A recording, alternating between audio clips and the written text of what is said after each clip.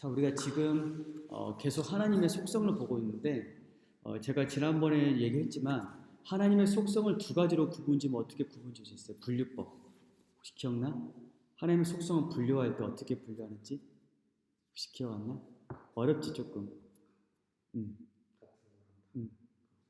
비공유적인 속성이랑 공유적 속성도 있고 절대적 속성과 상대적인 속성이 있고 또 뭐 이렇게 다르게 부르면 뭐 본질에 속한 속성과 생명에 속한 속성 이렇게 분류하게 돼요. 하여튼 중요한 것은 하나님의 그 속성 중에서 우리가 맨 처음에 살펴봤지만은 뭐 영원성이나 무한성이나 불변성 이런 속성들은 이것은 비공유적이야.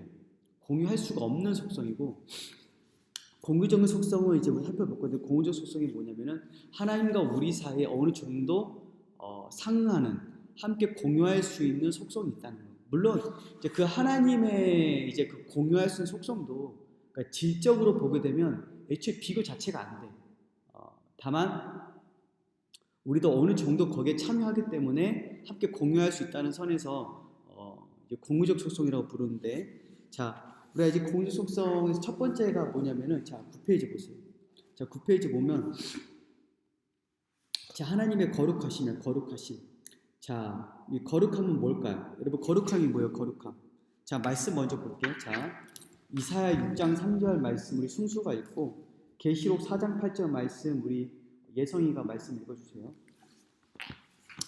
이사야 6장 3절 말씀 계시록 4장 8절 말씀. 서로 청하여 이르되 거룩하다 거룩하다 거룩하다 만군의 여호와여 그 영광이 땅에 충만하니라. 다. 네. 계시록 4장 8절. 맨 마지막에 있어요. 요한계시록. 계시록 4장 8절.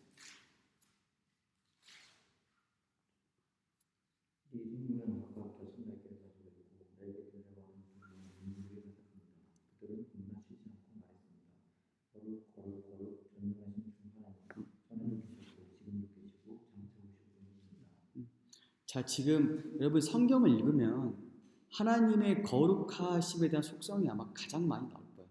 거룩하심. 특별히 이제 구약 성경 보게 되면 계속적으로 하나님의 거룩하심에 대한 말씀이 나오는데 이 거룩하심을 3번 연속으로 나온 속성 중에서 거룩하심이 유일해요.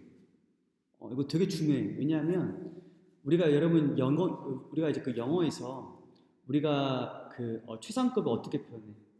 영어에서 최상급을 most 또 뭐 있어? 하여튼 많이 있지. 이게 이제 그 히브리어에서는 히브리어 이제 이스라엘 사람들은 어떤 이 최상급 표현할 때 특정한 단어를 반복했어.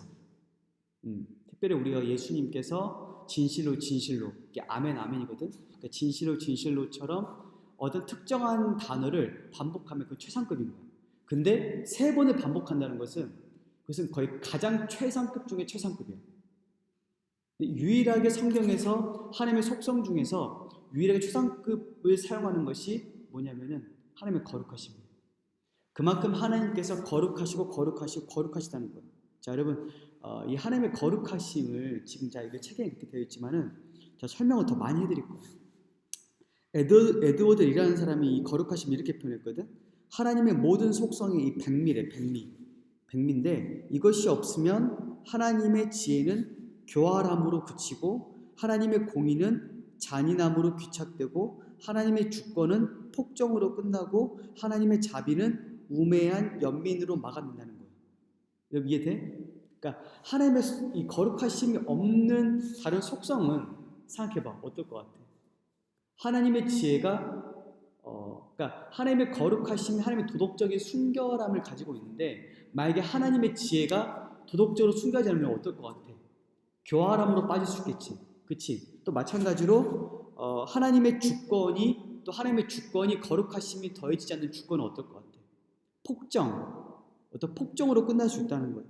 또 마찬가지로 하나님의 공의로우심에 하나님의 거룩하심이 없게 되면 어떤 악의적으로 의를 행사하시는 그것도 빠질 수가 있다는 거예요. 또 마찬가지로 또 하나님의 자비, 여러분 하나님의 자비가 하나님의 거룩하심이 없게 되면 마치 재판관이 정당하게 처벌하지 않고 감상적으로 이렇게 자신의 이 사랑을 베푸는 어떤 연민을 베푸는 것처럼 어떤 감상적인 연민, 우매한 연민으로 빠지게 되는 거예요. 그래서 이 하나님의 거룩하심 어떻게 보면은 사실 엄밀히 말하면 하나님의 속성이라고 보기 조금 어려울 수 있어요. 사실 이 거룩하심은 하나님의 모든 속성의 백미이자 모든 속성의 영광과 광채를 더하는 아주 탁월함에 대한 속성인 거예요. 그러니까 하나님의 모든 속성을 아름답게 꾸며주고 장식하는 어떤 이 하나님의 속성의 여왕, 하나님의 속성의 왕관이야, 왕관. 여러분 그렇게 이해하면 돼요. 이해되지? 그래서 되게 중요한 속성이에요. 자, 그래서 여러분 한번 생각해봐. 지금 여러분 책 보게 되면 하나님의 거룩하심이 1차적으로 소극적으로는 악으로부터의 완전한 분리, 적극적인 의미로서는 본질적이고 완벽한 순결을 의미하는데, 여러분 잘 보세요. 여러분 하나님의 거룩하심이, 물론 여러분 하나님의 거룩하심이 1차적인 의미는 도덕적인 순결함은 아니에요. 그러니까 성경에서 말하는 하나님의 거룩하심의 1차적인 의미는 뭐냐면은 존재론적인 지존하심이에요. 무슨 말이냐면은 하나님은 존재적으로 모든 피조 세계, 모든 피조물로부터 분리되어 계신 분이라는 거야. 그러니까 여러분 이 성경에서 말하는 이 거룩하심이 성경에서 말하는 이 하나님의 이 거룩하심이라는 그 단어 히브리어 그 원어를 보게 되면 그 원어 자체의 의미가 그래. 그러니까 잘라내다, 분리하다, 분리시키다는 그런 의미를 가지고 있어. 그러니까 하나님은 존재론적으로 지존하신 분인데 모든 피조 세계로부터 여러분 히브리어로 그 카도시라 불러. 카도시라 부르기도 하고 또 이 헬라어로 그리스어 신약성경에도 그리스어인데 그것을 뭐 하기오스 이렇게 부르는데 그 단어 자체 의미가 그래. 잘라내다, 분리되다, 또 구별시키다 어떤 그런 의미를 가지고 있어. 그래서 하나님은 이 피조 세계의 범주에 계신 분이 아니야. 안 계신 분이잖아. 그러니까 피조 세계의 범주에 계신 분이 아니라 피조 세계 자체로부터 분리되어 계시잖아. 그렇지? 그러니까 하나님은 지존하신 분이란 의미가 바로 그거야. 그러니까 하나님을 어떤 이 피조 세계 한 공간에 가둬두실 수가 없는 분이잖아. 그렇지? 분리되어 계신 분이잖아. 분리되어 계신 분. 그래서 하나님은 첫 번째 이 거룩하심의 첫 번째 의미는 뭐라고? 존재론적인 분리, 존재론적인 지존하심, 이게 첫 번째 의미인 거야. 이 두 번째 의미가 아까 우리가 책에 읽었던 내용인 거야. 본질적인 순결함, 그러니까 완벽한 도덕적인 깨끗함, 순결함이 두 번째 의미. 그래서 악으로부터의 분리겠지, 그렇지? 왜냐하면 도덕적으로 순결하기 때문에 하나님은, 그러니까 여러분 이 하박국 1장 13절에 이런 말씀이 있거든. 하나님은 악을 참아 보실 수 없으며 폐역함을 볼 수 없다는 말씀이 있어. 무슨 말이야? 하나님은 그 눈이 정결하시기 때문에 악을 참아 볼 수가 없다는 거야. 그러니까 악을 가만히 두실 수가 없어. 만약 하나님께서 악을 포용한다, 악을 용인한다, 악을 가만히 둔다는 것은 하나님의 거룩하신 분인 거야, 아닌 거야? 아닌 거지, 그치? 그래서 하나님은 자신의 거룩하심을 포기할 수 없고, 그렇기 때문에 하나님께서 한 죄인을 받아주실 때 어떻게 해야 돼? 반드시 그 죄에 대해 처벌한 다음에 그때 그 죄를 받아주시는 거야. 이해되지? 근데 우리에게 그 죄를 처벌하면 우리가 죽기 때문에 누구에게 처벌하는 거야? 우리가 구원받기 위해서 예수님이 처벌을 받은 거지. 그게 일어난 장소가 어딜까? 십자가야. 그게 바로 십자가. 그래서 십자가는 하나님의 거룩하심에 가장 영광스럽게 표현된 장소야. 십자가가. 이해되니? 그러니까 우리 모든 인류의 모든 죄가 하나님의 아들의 머리 위에 전가되는 거야. 옮겨지는 거야. 그리고 하나님의 거룩하심의 표현으로서 하나님의 진노와 하나님의 의로우심과 하나님의 심판이 어떻게 되는 거야? 하나님의 아들에게 임한 거지. 그치? 우리 대신해서 임한 거야. 그럼으로써 우리의 모든 죄가 처벌되고 우리가 하나님으로부터 용납되는 거야. 이해되지? 그래서 십자가는 하나님의 거룩하심의 가장 영광스러운 장소야. 십자가가 그래. 십자가 바로 그런 곳이야. 그래서 여러분 한번 생각해봐. 하나님은 거룩하심 때문에 죄를 미워해 사랑해. 미워하실 수밖에 없어. 그치? 근데 여러분 어떤 사람이 이런 말해요. 하나님이 죄는 미워하시지만 죄는 사랑한다는 말 하거든요. 여러분 그 말이 맞을까 아닐까? 응? 예성아 맞을 것 같아 안 맞을 것 같아? 근데 어떤 면에서 맞지만 어떤 면에서는 틀려. 자 말씀 볼 건데 시편 5편 5절 말씀 우리 신수로 한번 읽어보세요. 시편 5편 5절 말씀 보세요. 그 출산것은 주인 자가 먹되 가시나무 가운데 있는 것도 빼앗으며 우리가 그 제사를 향하여 입을 벌리느니라. 잠깐만. 5절 말씀이 아니 5절 말씀이 아니라 잠깐만. 자, 시편 5편 5절 말씀 맞는데? 시편. 잘못 봤지. 뭔가 이상. 분명히 그 말씀 맞는데 왜 아닌가 싶어서. 자, 오만한 자가 주의 목전에 서지 못하리이다. 주는 모든 행악자를 미워하시니. 자, 그 앞절에 4절 말씀 한번 읽어보세요.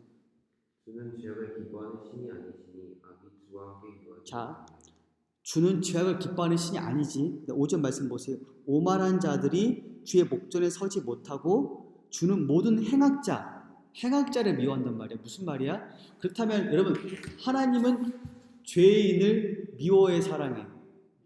미워하지. 그치? 하나님은 죄만 미워하신 게 아니라 그 죄를 지은 인격적인 대상도 미워해.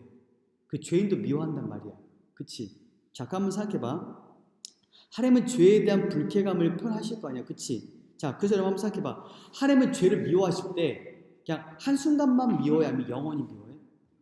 그치? 왜 영원히 미워할 것 같아? 우리가 하나님의 속성을 우리가 또 어떤 속성을 살펴봤어? 공의로움인데 그거 말고 영원하심이 있지. 그치? 하나님의 속성은 또 영원하심이 있기 때문에 하나님의 죄에 대한 미움은, 죄에 대한 진노는 영원한 진노야. 이해되지? 그렇기 때문에 우리가 하나님의 거룩하심, 또 하나님의 진노, 하나님의 영원하심에 따라서 한 사람이 그 죄에 대한 형벌을 받는 장소가 그게 바로 지옥이야. 영원한 형벌을 받는 장소. 이해되지? 그래서 여러분 이게 하나님의 거룩하심이, 하나님의 영원성이 영원한 형벌의 교리에 대한 하나의 중요한 근거예요. 이해되지? 하나님은 죄를 영원히 미워하시기 때문에 죄에 대한 영원한 미움의 장소가 바로 어디야? 지옥인 거야. 어떤 사람들이 이런 말해. 특별히 그 제7의 안식교회라고 있어. 제7의 안식교회라고 이단 교회가 있는데, 이단 교회는 뭘 주장하냐면 의인은 영원한 행복 속에, 천국 속에서 영원히 행복하게 살지만 악인들은 지옥에서 형벌을 받지만은 어느 순간에는 소멸한다는 교리가 있어. 그게 맞을까 아닐까? 성경을 봤을 때 아니야. 그것은 하나님의 영원하심에 따라 봤을 때도 아니고 성경 전체에서 그렇게 말씀하고 있지 않아. 악인은 영원히 형벌을 받아. 영원히 형벌을 받아. 끝나지가 않아. 특별히 요한계시록 말씀 보게 되면 이런 표현이 있거든. 악인들의 심판을 내면서 이런 표현이 있어. 그들이 밤낮 세세토록 고통받는 말씀이 있어. 밤낮 세세토록 영원이야. 올람이야. 계속적으로. 그래서 때때로 우리 이제 그 정통 기독교 안에서도 어떤 사람들이 그런 주장을 했어.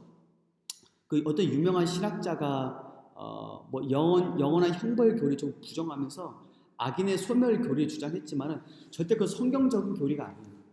성경적인 교리가 아니야. 자, 그래서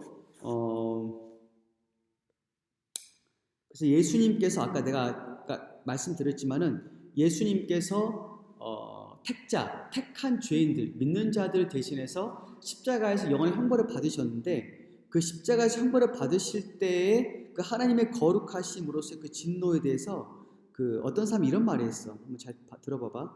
악한 세상에 쏟아지고 있거나 쏟아질 심판의 모든 대접, 죄인의 양심에 불같은 연단, 반역하는 마귀들에게 선언되는 취소할 수 없는 선고, 저주를 받은 피조물의 신음소리도 하나님의 진노가 자기 아들에게 퍼부어질 때 하나님이 보여주신 죄에 대한 미움을 예증하지 못한다는 말이었어.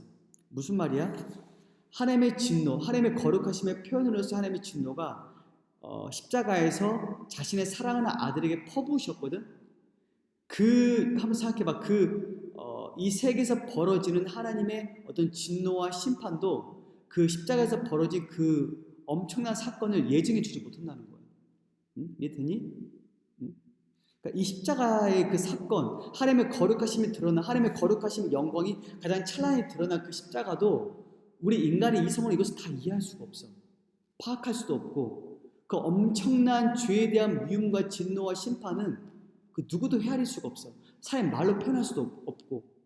그러니까 그 무한하신 그 존재이신 예수님이 유한한 시간 동안에 그 당하신 그 십자가의 그 처벌, 하나님의 거룩하심의 그 영광 속에서 진노의 홍수를 맛본 그 십자가 사건은 도저히 인간으로 그것은 어떻게 헤아릴 수가 없어요. 엄청난 고통, 엄청난 저주, 엄청난 형벌이야 그거는. 자, 여러분 이게 의미하는 바가 뭘까? 성부 하나님께서 우리를 용서하시기 위해서 그만큼 우리를 사랑하시기 때문에 자신의 아들을 내어주신 만큼 우리를 사랑하신다는 거예요. 여러분 여기에서 여러분의 마음이 감동해야 돼. 여러분 이게 복음이야. 우리가 복음을 듣지만은 이 십자가에 대해서 우리가 때론 마음도 슬퍼해야 되지만은 한편으로 우리 또 마음 정말 기뻐해야 돼. 하나님께서 우리의 모든 죄를 용서해 주신 바로 그 장소, 우리에게 부어져야 할 하나님의 진노와 심판, 하나님의 거룩하심의 그 영광이 자신의 아들에게 부어짐으로써 우리를 용납하시고 용서하신 그 장소가 십자가잖아. 그러니까 십자가를 바라볼 때 한편으로는 울지만은 한편으로는 정말 기뻐해야 돼. 그 십자가를 찬양해. 그래서 여러분 우리가 이제 교회사에서 정말 많은 신앙인들이 십자가 찬양을 많이 불러. 십자가 찬양을. 왜냐하면 그 십자가에서 우리의 모든 죄가 처리됐기 때문에 여러분 이게 복음이야. 복음은 다른 게 아니야. 이 십자가의 복음을 듣지만은 이 십자가 복음을 들을 때 우리의 마음속에서 기쁨과 찬양과 영광과 즐거움이 없다면 뭐 복음을 좀 오해하고 있는 거야. 복음 자체가 복음 뜻이 기쁜 소식이야. 한자로 복복자의 소리 의미잖아. 기쁜 소식이란 말이야.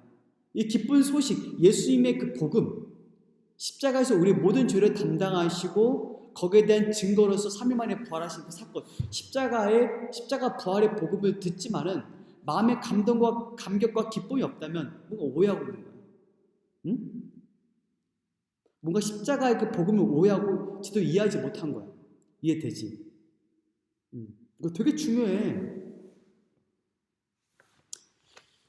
저는 그래요. 이 십자가 그리고 예수 그리스도의 복음을 들을 때 마음에 계속 울림이 있어.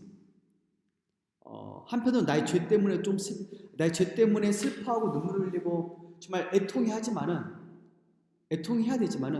한편으로 나의 모든 죄가 용서되고 처리되고 해결된 것에 대해서 하나님께 감사하고 예수님의 그 사랑에 대해서 기뻐하고 즐거워하고 또 그런 마음들이 늘 마음에 있다고. 그 마음이 여러분 있어야 돼. 여러분 이게 복음을 믿는 사람의 특징인 거야.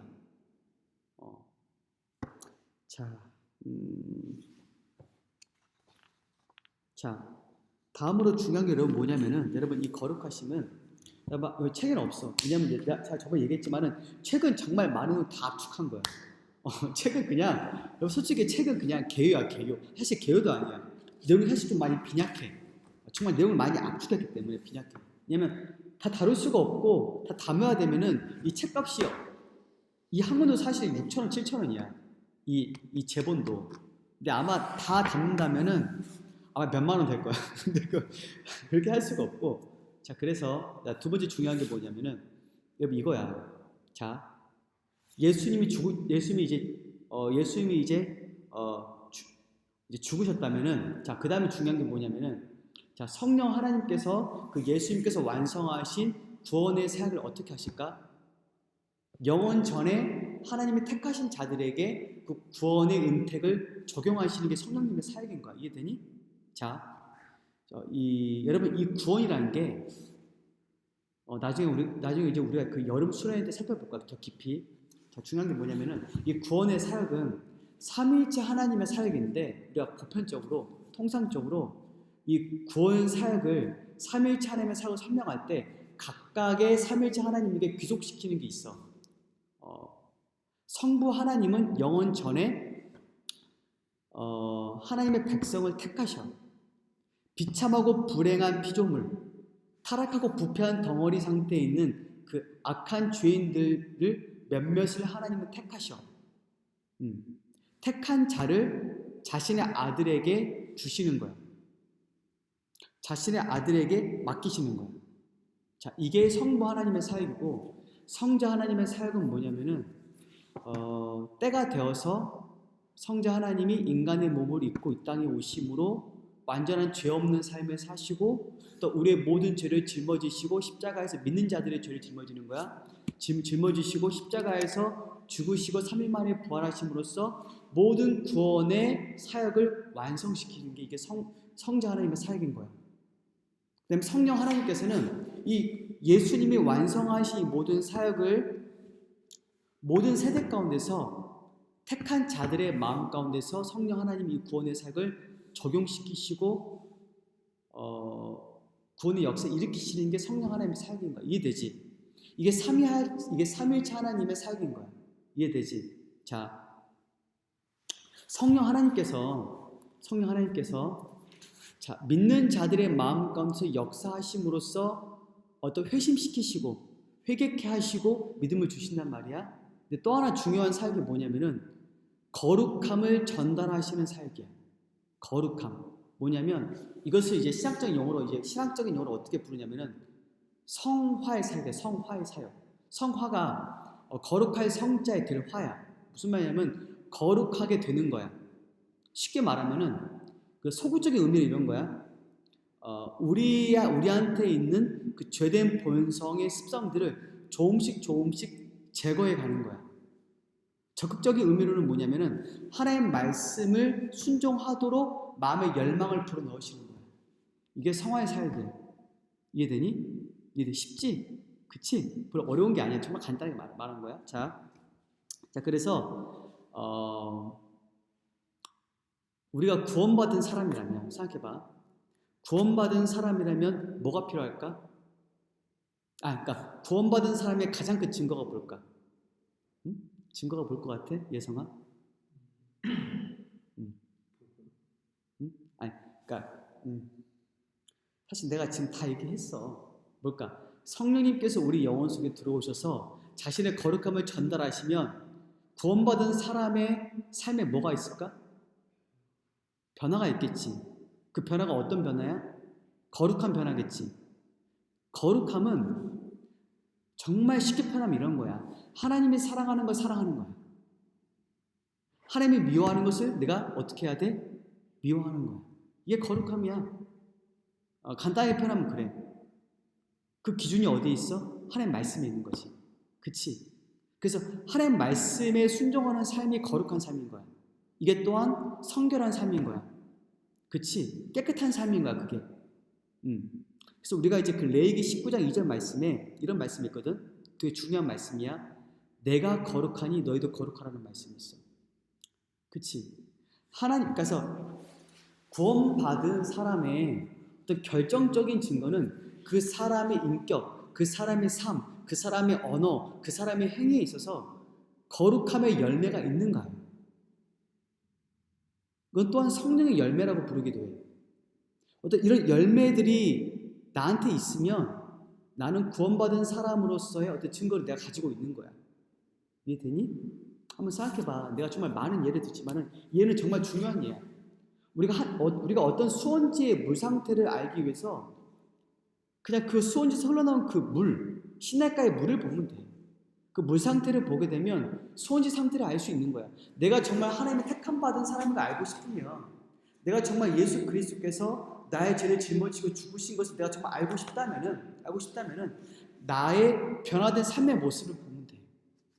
응? 그것을 보면은 내가 구원받은 사람인지 아닌지를 우리가 완벽하게는 알지만 어느 정도는 알 수 있어. 이해되지? 자, 그래서 제가 아까 이 하나님의 거룩하심이 비공유적이 아니면 공유적이야? 공유적이지, 그치? 공유적이라고 말했기 때문에 우리에게도 거룩함이 그래서 있어야 돼. 자, 알겠죠, 여러분? 이거 되게 중요한 거야. 자, 그래서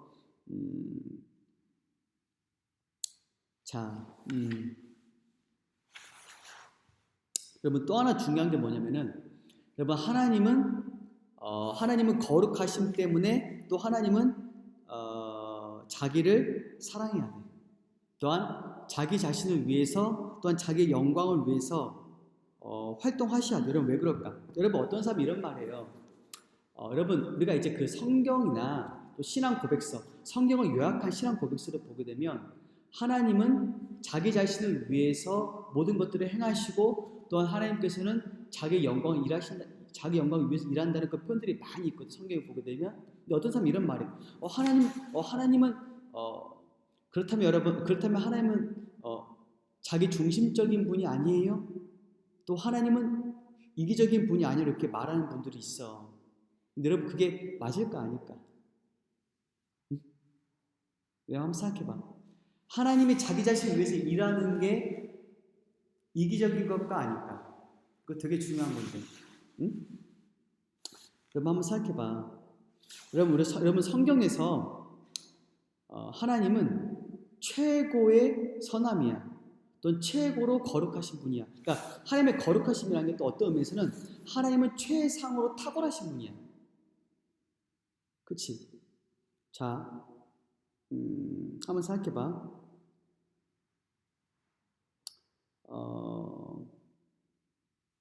만약에 여러분 그러니까 여러분 성경 보게 되면 하나님이 자기 자신을 사랑하라고 말하잖아. 그치? 근데 만약에 하나님이 최상의 최고의 거룩하심이 아니라면 하나님이 자기 자신을 사랑하라는 그 말이 맞는 걸까 아닌 걸까? 안 맞는 거지. 그치? 이해되니? 그치? 하나님의 자기 자신이 최상의 선이기 때문에 모든 사람이 하나님을 사랑해야 돼. 또 하나님이 또 자기 자신을 사랑하는 게 맞아. 왜냐면 하나님보다 더 최상의 선이 있어 없어? 없어. 하나님보다 더 최상의 탁월함을 가진 존재가 있어 없어? 없어. 그러니까 하나님이 자기 자신을 위해 일하는 것은 당연한 거야. 왜냐면 그분만이 최상의 선이기 때문에 그래. 이해되니? 또 최상으로 탁월하기 때문에 그러는 거야.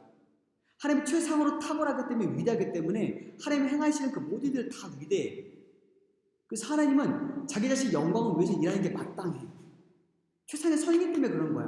근데 여러분 인간은 그래 안 그래? 인간은 아니잖아. 그래서 인간이 자기 자신을 위해서 일하는 그것은 우상숭배야. 그래서 매우 잘못된 거야. 하지만 하나님은 최상의 선이기 때문에 그렇게 마땅히 행하셔야 돼. 자,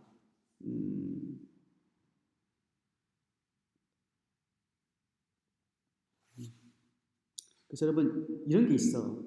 하나님이 최고의 선인 자기를 사랑하지 않는다는 것은 악을 사랑하는 것과 같은 거야. 이해되니? 생각해봐. 하나님이 최상의 선이고 완벽한 선인데 여러분 이 세계에 있는 것들 중에서 완벽한 사람이라는 게 있어? 없어. 없다고. 자, 이 세계는 아까 부패함이 있기 때문에 이 세계 것들을 내가 마음을 빼앗기고 사랑하는 것은 사실 그래서 우상숭배야.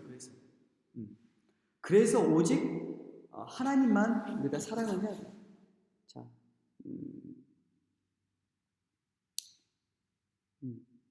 자, 그래서 여러분 하나님이 자기 자신을 사랑하라고 말하는 것은 절대 그것이 하나님 이기적인 것이 아니고 그것은 당연한 거예요. 하나님은 다른 모든 피조물과 분리되고 하나님보다 더 위대한 피조물은 없기 때문에 그러는 거야. 하나님 최상의 선이기 때문에 그러는 거야. 자, 그 다음으로 살펴볼 이제 속성이 뭐냐면은 9페이지 그대로 보세요. 그 다음 속성이 뭐야? 하나님의 뭐야? 의로우심이지, 의로우심. 자, 하나님의 의로우심인데, 자, 말씀 볼게요. 말씀. 욥기 34장 11절부터 12절까지의 말씀을 순수가 읽고, 신명기 32장 4절 말씀을 우리 예선이가 읽고, 창세기 18장 25절 말씀을 내가 읽을게요. 욥기 34장 11절부터 12절 말씀, 신명기 32장 4절 말씀. 사람이 이를 따라 들어가사 각각 그의 힘대로 얻게 하시나니 진실로 하나님은 악을 행치 아니하시며 전능자는 공의를 굽히지 아니하시느니라. 전능자는 공의를 굽힐 수 있어요, 없어요? 없죠. 자, 그 다음 그분은 전적인 분이 그분이 하시는 일을 완벽하고 그분의 모든 일에 불과하다. 잘못하시는 일이 없으신 신실하신 하나님은 이루시고 정직하시다. 그치. 하나님은 공의로우신 분이야. 반석이시야. 그러니까 여러분 하나님은 공의를 굽힐 수 없다는 편도 또 다른 편으로 하나님 반석이라는 거야. 반석이 움직이지 않아. 움직이지 않지. 그러니까 하나님은 공의로우시기 때문에 자신의 공의를 굽힐 수가 없는 거야. 그러니까 자 이제 말씀 읽을 거야. 자, 창세기 18장 25절 말씀. 주께서 이같이 하사 의인을 악인과 함께 죽으심은 부당하오며 의인과 악인을 같이 하심도 부당하니이다. 세상을 심판하시는 이가 정의를 행할 것이 아니니까는 말씀. 세상을 심판하시는 이가 정의를 행할 거라는 거야. 무슨 말이야? 하나님은 이 세상의 재판관이지. 그치? 여러분, 재판관에게 가장 중요한 덕목이 뭐야? 가장 중요한 리더, 덕목이 뭐야? 재판하는 게 가장 중요한 거. 판사에게 가장 중요한 게 뭐야? 그치? 공평과 의로움이잖아. 그러니까 헌법에 따라서, 법률에 따라서 정확하게 그 법률을 적용하는 게 누구의 몫이야? 판사의 몫이지. 판사의 덕목은 그거야. 자신의 사견, 자신이 가지고 있는 이상에 따라서 판결을 내리는 게 아니라 어떻게 해야 돼? 정확하게 법대로 판결하는 게 이것이 뭐야? 판사의 덕목이잖아. 그치? 그래서 우리가 뭐 세상의 뉴스를 보다 보면 판사가 정말 어떤 이 다른 사람을 살해한 사람에게 저 판결을 가볍게 내리는 경우들이 많이 있잖아. 그걸 보면서 우리들이 마음이 붕괴하잖아. 어떻게 판사가 그럴 수 있냐고. 그치? 정확하게 판결을 내려야 돼. 법대로. 근데 어떤 자신의 사랑과 자신의 자비함을 과시하기 위해서 자신의 공의를 굽히는 것은 그것이 판사로서의 자질이 있는 거야, 없는 거야? 없는 거지. 하나님이 그럴 수 있어, 없어? 없지. 하나님이 그렇게 되면은 하나님은 자기 자신을 부인하는 거야, 안 하는 거야? 부인하는 거지. 그치? 그렇게 되면은 하나님 안에서 하나님의 사랑, 하나님의 자비, 하나님의 공의와 하나님의 의로움이 충돌하는 거야, 안 하는 거야? 충돌하는 거지. 근데 하나님은 그럴 수가 있을까, 없을까? 그럴 수 없는 거야. 그래서 여러분 한번 생각해봐. 그래서 하나님께서 아까 제가 거룩하실 때 얘기를 했지만은 그래서 하나님께서 우리 용서하시기 위해서 어떻게 해야 돼? 자신의 아들에게 우리에게 부어져야 할 형벌을 퍼부으시는 거야. 그치? 이해되지?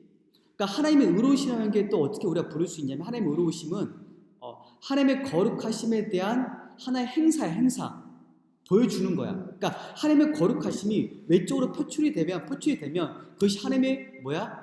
의로우심이야. 그게 의로우심. 하나님의 공이라고. 이해되지? 그치? 자, 로마서 3장 25절 말씀 한번 읽어보세요. 우리 양 순수가 로마서 3장 25절 말씀. 자, 어떻게 하나님께서 어떻게 경건하지 못한 죄인을 어떻게 처벌하지 않고 용서할 수 있는가에 대한 해답이 로마서 3장 25절 말씀에 있어. 자, 로마서 3장 25절 말씀 한번 우리 승수가 한번 읽어보세요. 이 예수를 하나님의 그의 피로 인하여 믿음으로 말미암는 한없이 안것이었으니 이는 하나님께서 길이 참으시는 중에 전에 지은 죄를 간과하심으로 자기의 의로우심을 나타내려 하시니. 자, 한번 생각해봐. 십자가 사건은 십자가에서 자신의 아들에게 우리의 모든 죄에 대한 형벌, 의로우심을 집행한 것은 하나님의 변호야, 변호. 그러니까 하나님께서 죄를 용서하시려고 해. 하지만 그냥 용서할 수 있어, 없어? 그냥 용서하면 하나님의 의로우심이 어떻게 돼? 굽혀지는 거지. 부인하는 거지. 하나님께서 그럴 수 없기 때문에 어떻게 하신 거야? 자신의 아들에게 어떻게 했어? 형벌을 집행한 거잖아. 우리에게 부어져야 할 형벌, 처벌, 공의로우심을 자신의 아들에게 집행한 거잖아. 자, 그럼으로써 하나님께서 어떻게 하신 거야? 자신의 의로우심을 변호하신 거지. 자신도 의롭고 또 어떻게 예수님을 믿는 그 사람도 어떻게 의로운 사람인가? 그래서 왜? 자신의 아들이 처벌을 다 받았기 때문에. 그래서 예수 믿는 사람은 그 예수님의 의로우심이 내 것이 되기 때문에 나도 하나님 앞에서 의인으로 선고를 받는 거야. 이게 성경에서 말하는 이게 또 기독교에서 가장 중요한 칭의교야. 칭의교리. 이 칭이 이거 칭할 칭이고 그가 옳을 의야. 무슨 말이냐면은 의롭다고 선고, 의롭다고 칭해 주는 거야. 그러니까 이 사람은 불경건한 죄인이야. 하지만은 하나님의 아들이 모든 이 죄에 대한 처벌을 다 받았기 때문에 하나님께서 그 믿는 죄인을 향해서 사법적으로 법정적으로 이 사람이 의롭다고 선고, 간주해 주는 간주. 그다음 여러분 한번 생각해봐. 그다음 여러분 어떤 사람 이런 질문해. 자, 의롭다고 간주를 해주게 되면 그럼 이 사람은 여전히 죄인이네요. 이렇게 말하는 사람 있거든. 죄인이야. 하지만 동시에 의인이야. 하지만 우리 안에 남아있는 이 죄들은 어떻게 해야 돼? 성령님께서 우리 영혼 속에 들어오심으로써 거룩함의 과정을 밟게 하심으로써 점점 더 이 죄의 추악함과 번성에서 우리를 깨끗하게 만들어 가시는 이것이 성령님의 성화의 삶이야. 그래서 이 구원의 핵심의 두 과정이 있는데 뭐냐면 칭의와 성화야. 이 중심에 뭐가 있어? 하나님의 의가 있어. 의가 있는 거야. 이해되니? 자, 그래서 여러분 사실 여러분 이 하나님의 의로우심을 성경적인 뭐 용례에 따라서 정말 복잡하게 설명할 수 있지만은 할 수 있어. 뭐 사법적 정의, 언약적 정의, 복음적 정의 뭐 많은데 사실 지금 여러분의 좀 필요가 없는 부분이기 때문에 제가 간단하게만 지금 복음적인 정의만 좀 설명한 거야. 그러니까 말은 복음적인 정의가 뭐야? 십자가에서의 행사된 하나님의 정의를 말하는 거야. 자, 그럼으로써 하나님께서 우리를 용서하시고, 하나님께서 우리를 용서하시지만은, 하나님께서 우리를 처벌하자고 용서하시지만은, 그래도 하나님은 의로우시다는 그것. 이게 복음적인 정의가 그랬어. 자, 그러면 우리가 적용을 하게 되면, 우리가 또 이제 이렇게 적용할 수 있어. 하나님의 의로우심은 또, 이거야. 또 하나님의 의로우심 정의 어떤 정의가 있냐면 이거야. 형벌적 정의가 뭐냐면은, 죄를 지은 죄인에 대해서 하나님의 벌을 내리셔야 돼, 안 내리셔야 돼? 내리셔야 되지. 하나님의 의는 포상하셔. 하지만 죄인에게 어떻게 하셔? 벌을 내리셔. 이게 하나님의 또 의로우심이야. 그치? 자, 로마서 13장 7절 말씀에 이런 말씀이 있어. 각 사람이 받아야 할 것대로 준다는 말씀이 있거든. 그치? 그러니까 각 사람이 행한 대로 받는 거야. 그러니까 뿌린 대로 받는 거야. 그래서 각 사람이 행한 대로 받는 게 하나님의 의로우심인데, 자, 그렇다면 악인들이 받아야 할 하나님의 의로우심이 뭐야? 형벌적 정의. 자, 그렇다면 우리 한번 몇 가지 적용해 보세요. 적용하는 우리가 이제 이렇게 적용할 수가 있겠어. 어떤 적용할 수 있냐면 한번 생각해봐. 우리가 여러분 이 생에서 지금 이 세상에서 너무나 부당하고 부조리한 경우들이 많이 있잖아. 그치? 나는 뉴스를 보게 되면 또 교회사를 세계 역사를 공부하게 되면 정말 너무나 부당한 대우, 부당한 처벌, 어떤 삶의 부조리함들이 많이 있잖아. 그치? 어떠한 악한 지도자가 수많은 자신의 백성들을 학살하는 경우들, 어떤 이 공산주의 정권이 세워진 나라에서 수십만 명, 수백만의 사람들, 또 뭐 캄보디아 같은 경우도 그렇고, 러시아도 그렇고, 공산 정권이 집권하는 그 나라들에서 또 행사되어지는 어떤 이 부조리함들, 어떤 악행들, 잔혹한 들, 사실 이런 것들이 처벌되지 않는 경우들이 많이 있잖아. 그 악한 사람들에 대한, 그치? 너무나 많이 있잖아. 여러분 중요한 게 뭐냐면은, 물론 여러분 이 땅에서 하나님의 의로우심이 집행되는 경우들이 있어. 때때로 악인들이 갑작스럽게 죽는 경우들이 많이 있어. 하나님의 의로우심의 집행 표현들이 있단 말이야. 있어. 없는 건 아니야. 없는 건 아니지만은 사실 완벽하게 의로우심의 집행이 안 되고 있어. 그치? 근데 그 의로우심의 집행이 언제 이루어질까? 완벽한 집행이? 심판의 날, 그때 이 세상에서 벌어질 그 모든 부조리함과 악함에 대해서 하나님의 모든 것 다 바로 잡으실 거예요. 그래서 여러분 그게 바로 이 심판날, 그래서 우리들에게 또한 소망이야. 또 소망의 날이야. 그래서 자, 여러분 유명한 이 신학자가 한 말이 있어. 어떤 말이냐면 여러분 이런 말이야. 만약에 이 땅에서 모든 사람의 죄에 대해서 하나하나 심판이 집행되면 이 세상은 남아있을 수 있을까 없을까? 남아있을 수가 없어. 한번 생각해봐. 내가 죄를 지을 때마다 하나님이 심판하셔. 형벌을 내리셔. 그러면 그 누구도 존재하지 못해. 그치? 이 세상에 아무도 없을 거야. 그치? 다 죄인이잖아. 자, 그래서 하나님께서는 마지막 심판날을 남겨두시기 위해서 다 처벌하지 않는. 자, 이해되죠, 여러분? 자, 그래서 여러분, 토마스 왓슨이라는 사람이 이런 말이 있어. 되게 유명한 목회자, 17세기 영국의 목회자인데 이런 말이 있어. 하나님의 심판 방식이 때로 비밀일 때가 있지만 절대 부당하지 않다는 거야. 부당하지 않다는 거야. 자, 여러분 여기 덧붙여서 경건한 자가 당하는 시련과 고난은 이들을 정련하여 정결케 하라는 것이라는 거예요. 자, 그래서 하나님은 절대 불의하게 우리를 괴롭히지 않아. 자, 때때로 우리가 이 땅의 삶을 살아갈 때 악인들이 우리를 괴롭히는 경우들이 있어. 그래서 하나님 의롭지 않아 생각할 수 있지만 절대 그렇지 않아. 하나님께서 그 악인에 대한 그 불의함을 하나님이 심판하실 거야. 하지만 하나님께서 악인들이 우리를 괴롭히도록 허용하시는 그 이유가 있는데, 그 이유는 뭐냐면은 우리를 더욱더 정결케 만들기 위해서 그렇게 행하시는 거예요. 그래서 허용하시는 거야. 그래서 여러분 다 이유가 있어. 여러분 다 이유가 있는 거예요.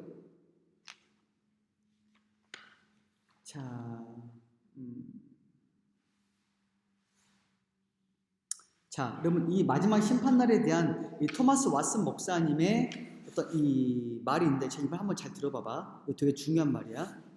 우리에게 되게 소망이 있는 그 마지막 심판날에 하나님의 공의가 바로잡히는 그 소망의 날인데, 한번 잘 들어봐봐. 죄가 만연하고 성도는 모욕당하며 이들은 의로운 주장 가운데 버려지고, 이들은 여기서 공의를 전혀 접하지 못하고 공의는 골칫덩어리가 되어버린다. 하지만 저기 한 날이 오고 있으니 그 날이 되면 하나님께서 모든 상황을 바로잡을 것이다. 모든 이들에게 공의를 행할 것이다. 의인에게는 관을 씌우고 악인은 정죄하실 것이다. 하나님의 공의로운 하나님이라면 복수하실 것이다. 하나님의 칼이 율법을 범한 자들에게 향해 휘둘러질 것이다. 그리고 하나님의 공의가 온 세상 앞에 드러날 것이다. 악인은 진노의 바다를 마실 것이되 그들이 마시는 잔의 부당함은 단 한 방울도 없을 것이다. 그날이 되면 모든 입들이 말을 멈출 것이고 불의한 자들의 모든 트집과 아우성 앞에서 하나님의 공의가 완전히 변론될 것이다.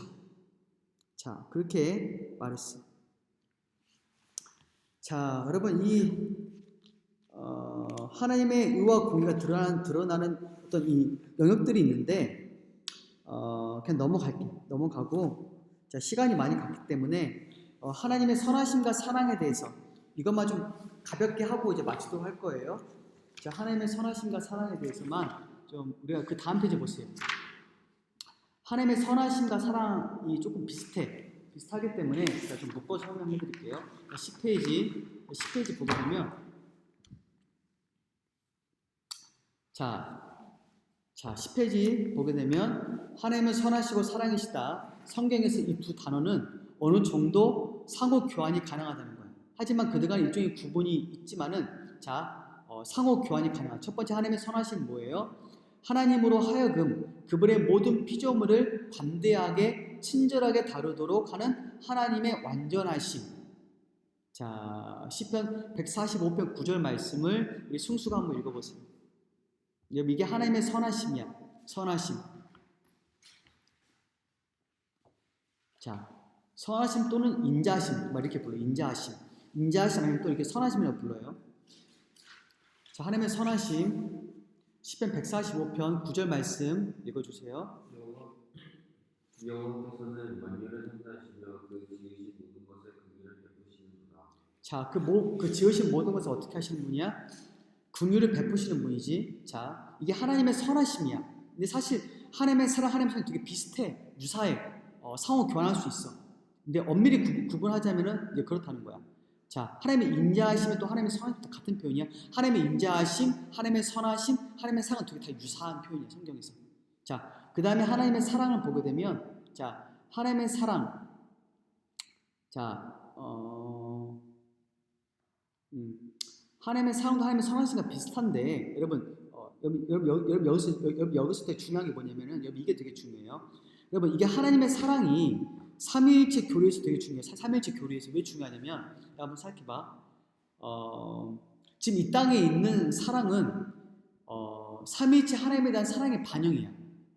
무슨 말이냐면은, 여러분 여러분 이게 여러분 영원 전에 여러분 이 세계가 여러분 이 세계가 창조되기 이전에 하나님은 어떻게 계셨을까? 뭐 하고 계셨을까? 그렇게 많이 고민한단 말이야. 근데 여러분 뭐냐면은 삼위일체 하나님은 영원 전에 무한한 기쁨과 사랑 속에서 행복을 나누고 계시는 게 바로 삼위일체 하나님이셨어. 영원 속에서. 그 하나님의 사랑의 반영이 뭐냐면은 이 피조 세계를 만드심으로 다 반영이 되는 거야. 이 피조 세계를 만드심으로써 하나님의 사랑을 보여주시고 또 이 피조물에게 또한 은혜와 사랑을 베푸심으로써 다 이렇게 보여주시는 거야.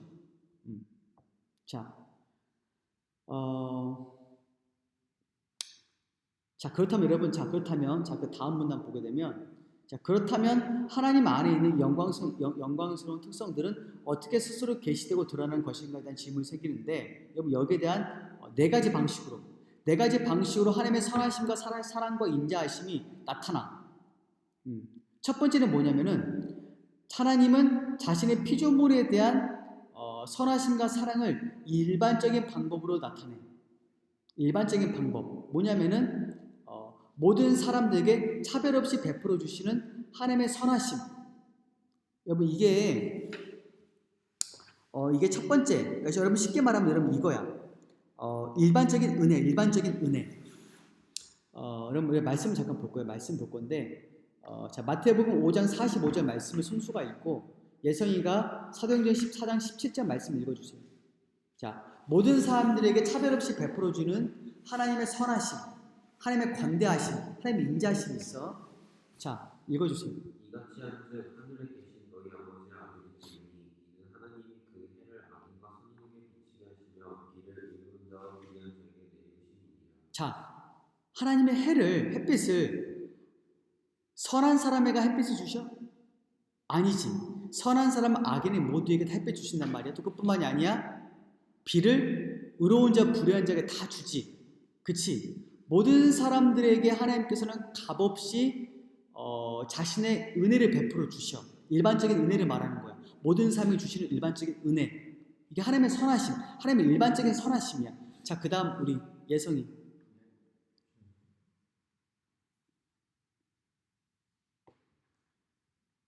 사도행전 14장 17절 말씀.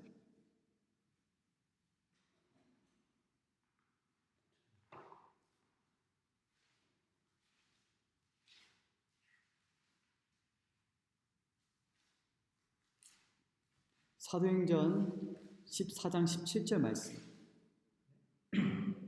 그렇다고 하나님께서 자신에 대해 증언하시지 않은 것은 아닙니다.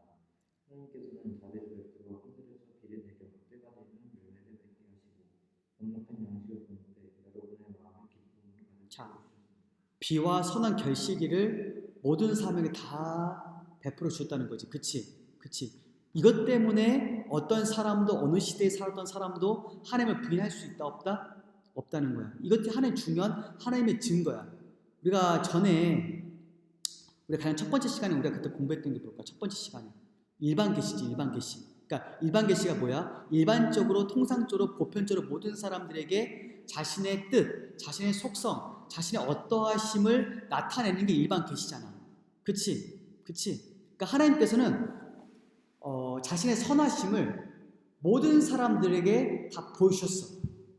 이해되지? 그치? 자, 이게 첫 번째야. 첫 번째, 모든 사람에게 차별 없이 베풀어 주시는 비와 햇빛, 또 자연 만물 또한 이 세상에 유익한 모든 제도들 다 마찬가지야. 하나님께서 모든 사람들에게 다 그것도 누릴 수 다 주셨어. 이해되지? 다 주신 거야. 이게 하나님의 선하심, 하나님의 사랑이야. 그치? 이해되지? 그치? 자, 두 번째는 뭘까? 자, 잠깐만. 두 번째는 뭐냐면, 자, 두 번째 한번 읽어보세요. 두 번째 같이 한번 읽어볼게요. 둘째, 하나님의 선하심과 사랑이 스스로 드러낸 또 다른 방법을 성경에서 하나님의 은혜라고 불러. 은혜. 자, 여러분, 하나님의 선하심과 사랑이 또 뭐로 드러나면 하나님의 은혜야. 은혜가 뭐야? 은혜가 뭘까? 승수야. 은혜가 뭘 것 같아, 예성아? 성경에서 말하는 은혜가 뭘까? 우리가 많이 얘기하잖아. 은혜 받았다 말하는 성경에서 말하는 그 은혜가 뭐야? 그치? 근데 여기 앞에 조건이 뭐냐면은 자격 없는 자에게 값없이 주시는 하나님의 호의. 이게 바로 은혜야. 자, 다시 말할게. 여러분 이거 되게 중요해. 자격 없는 자에게 하나님이 값없이 주시는 뭐야? 호의야. 과분한 총애야. 여러분 이게 은혜야. 여러분 이 은혜가 모든 사람에게 주어지지 않아? 아니지. 그러니까 쉽게 말하면 구원이 모든 사람에게 주어지지 않아. 그치? 주어지지 않잖아. 그치? 하나님이 영원 전에 택한 그 사람, 하나님이 영원 전에 그 사랑했던 그 사람만 하나님이 구원의 은혜를 주시는데, 이해되지? 주시는데, 그래서 여러분 은혜가 정말 위대한 말이야. 우리는 타락한 죄인들이야. 비참한 죄인들이야. 끔찍한 죄 덩어리야. 그냥 죄 덩어리야. 너무나 악하고 추악하고 냄새나는 끔찍한 타락하고 부패한 본성을 지닌 악인인데 하나님께서 우리에게 아무런 자격이 없지만은 우리에게 은혜를 주신 거야. 그러니까 구원의 은혜를 우리에게 주신 거란 말이야. 근데 여러분 한번 생각해봐. 하나님께서 한 사람에게 은혜를 주실 때 그 사람의 어떠함을 보고 은혜를 주시는 거야? 아니면 그냥 하나님이 주권적으로 은혜를 주시는 거야? 그치? 주권적으로 하나님께서 은혜를 주시는 거야. 그 사람에게 있는 그 어떠한 이 사람이 앞으로 많은 선행을 행할 것이기 때문에 이 사람이 착한 일을 많이 하기 때문에 내가 은혜를 줘야겠다. 그게 아니야.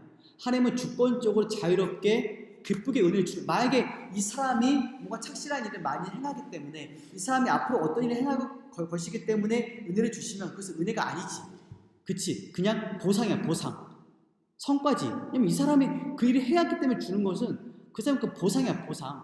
그 사람이 받아야 할 것을 받는 거야. 그치? 근데 은혜는 그게 아니야. 자격이 아예 없어. 하나님의 사랑을 받을 자격이 없단 말이야. 하나님의 구원의 은혜를 받을 자격이 없지만은 하나님의 값없이 그 사람이 주시는 거야. 이해되지? 이게 진정한 은혜야.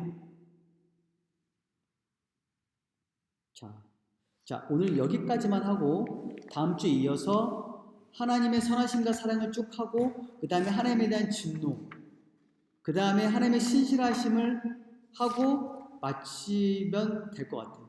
사실 뭐 하나님의 전능성은 저번에 했고 하나님의 복되심도 제가 저번에 간단하게 했기 때문에 또 하나님의 주권도 제가 저번에 했고 그 다음에 이제 삼위일체 하나님의 속성을 다 마치고 그 다음에 삼위일체 하고 그 다음에 하나님의 이름에 대한 부분 간단하게 하고 그 다음에 하나님의 작정 하고 하나님의 창조, 하나님의 섭리에 대한 부분 하면 딱 끝나 이제. 여러분 이제 얼마 안 남았어. 한 4번, 5번 하면 아마 끝날 거야. 이제 얼마 안 남았어요. 그래서 여러분 앞으로 더 열심히 이제 참석해 주시고 그렇게 하도록 하겠습니다. 일단은 강의는 일단 여기까지 마치고